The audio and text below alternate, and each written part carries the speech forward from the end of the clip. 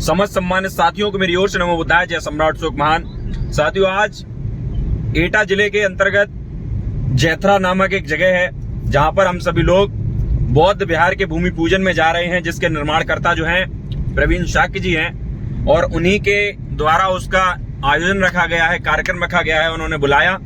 हम सम्राट अशोक जयंती को आगामी 5 अप्रैल सम्राट अशोक जयंती को मनाने के लिए उस पर काम कर रहे थे। हम बहुत व्यस्त थे, लेकिन फिर भी भैया की रिक्वेस्ट पर उन्होंने कई बार कहा कि भाई आपको आना है, आपको आना पड़ेगा। तो हम उन सारे कामों को छोड़ करके उनके कार्यक्रम में पहुंच रहे हैं और वहां पहुंचते हैं। वहां की आपकी सारी चीजें आपको वहां से अवगत कराएंगे कि किस तरीके से क्या वह कर रहे हैं और क्या दिशा निर्देश देना चाहते हैं, क्या संदेश देना चाहते हैं। हमारे साथ देव प्रताप शाक्य जी हैं, समाजवादी पार्टी के नगर अध्यक्ष ज्योति खुड़िया मैनपुरी से। नवोदय सही भाइयों को तो और आरतब शाक्य जी को भी साथ लेकर के आए हैं। जय सम्राट। चलिए भाई, तो ठीक है। हम लोग निरंतर जो है कार्यक्रमों में जाते रहते हैं, प्रयास करते हैं कि किसी तरह समाज जागरूक हो और अपने महापुरुषों के विचारों से अवगत हो। तो कहीं ना कहीं देव आप ही बताओ, बुद्ध कथा जो है और बुद्ध कथा के कार्यक्रम जो है उनमें लगभग हम महीने में 25-30 दिन चले जाते होंगे। बिल्कुल सर। हम लोगों का कितना 1-2 दिन रह जाए, 20 दिन तो क्लियर ही है कि 20 दिन तो जाना ये लगा रहता है। थोड़ा हम लोग अपने आप को देते हैं, 10-5 दिन देना जरूरी है शरीर को भाई। ये चीजें हैं। तो चलिए साथियों, इसी के साथ हम लोग वहां पहुंचते हैं और वहां पहुंच करके आपको अवगत कराते हैं।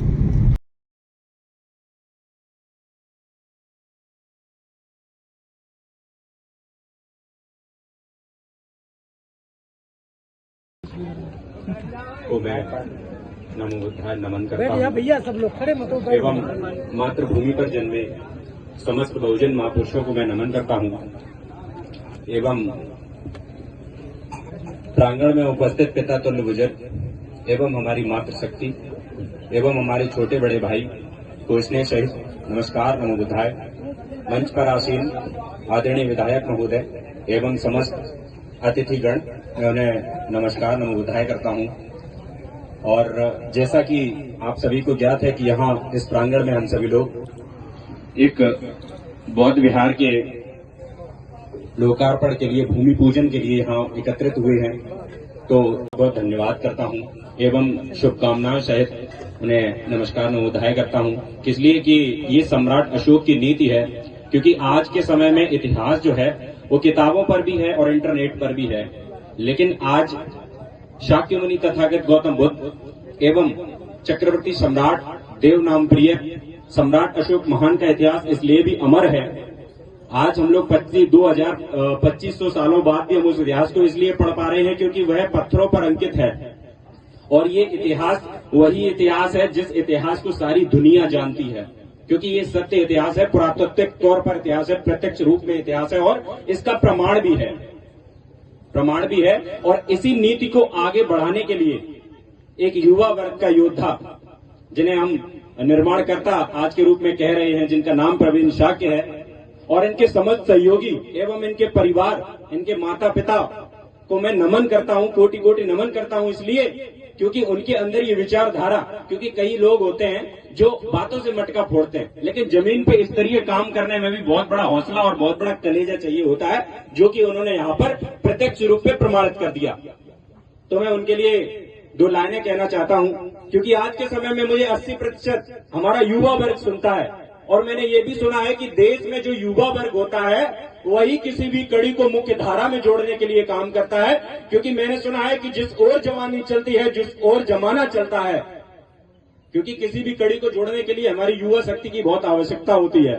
मैं एक लाइन लिखता हूं और उस लाइन को मैं युवाओं को प्रोत्साहित करने के लिए प्रस्तुत कर रहा हूं साथियों, कि मौर्य वंश का रक्त धमनियों में, इस रक्त को न शर्मसार करो, दिलों में ज्वाला धधक रही है, उठो लड़ो प्रतिकार करो। तुम आज भी बहुसंख्यक हो, तुम्हारा पलड़ा भारी है, मौर्य वंश की रक्षा करना तुम्हारी जिम्मेदारी है। खून की नदियां बह जाएंगी, ये बाजी सम्मान की है, बता दो दुनिया को ये संतानें अशोक महान की है। सूरता और वीरता की गाथा तुम्हारा इतिहास बता रही है। मौन की वो मोरवंशियों, संग्रहालय में रखी तलवारें तुम्हें पुकार रही हैं। अरे जब तक शासन हमारा रहा, परिंदा पर मार नहीं पाया और सर कटेंगे धड़ लड़ेंगे। हमारे पूर्वजों ने हमें मौन रहना नहीं सिखाया, मौन रहना नहीं सिखाया।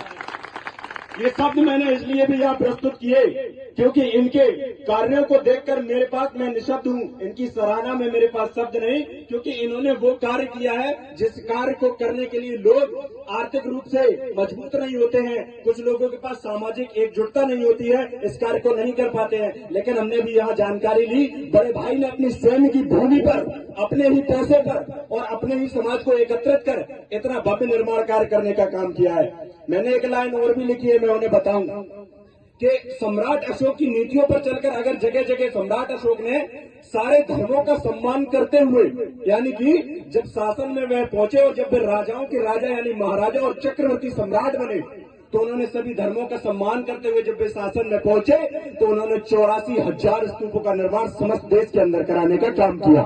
और यही नहीं, चिकित्साओं के लिए यानी कि चिकित्सा यानी अस्पतालों का निर्माण जानवरों के लिए सबसे पहले देश में सम्राट अशोक के शासन में हुआ। ये निर्माण कार्य भी बहुत सराहनीय है। और ये तो छोड़िए महोदय, हमारे ही चक्रवर्ती सम्राट अशोक महान के द्वारा देश में नालंदा और विक्रमादित्य और तक्षशिला जैसी यूनिवर्सिटीज का निर्माण किया गया था। ऐसे राजाओं की नीति को अगर हमारे प्रवीण शाक्य जी लेकर के चलते हैं तो मुझे लगता है इससे अच्छा कोई कार्य हो ही नहीं सकता। मैं लाइन बोलता हूँ, वो शाक्य संघ क्षत्रिय सिद्धोदन वो पहचान हमारी है, दुनिया के अधिकांश भूभाग पर हमारी ही दावेदारी है, ध्यान योगा साधना कराते वो सब देन हमारी है, औरों ने जीते होंगे गलियां कूचे, हमने देश के देश जीते हैं, और जहां शेर और सिकंदर सर झुकाते हैं उस लंबी रेस के जीते हैं। जब तक आज क्षत्रिय के स्वाभिमान पर न आए क्षत्रिय रण में कदम नहीं रखता। और कुछ तो बात रही होगी शाक्यगढ़ के रक्त सिद्धार्थ गौतम बुद्ध में, अन्यथा ऐसे ही Iran, Iraq, Burma, Japan, Thailand, Korea, Myanmar, Sri Lanka, Bhutan, Nepal तक उनके नाम का डंका नहीं बजता। तो ये जान लीजिए, समस्त देश के मूल निवासियों, समस्त देश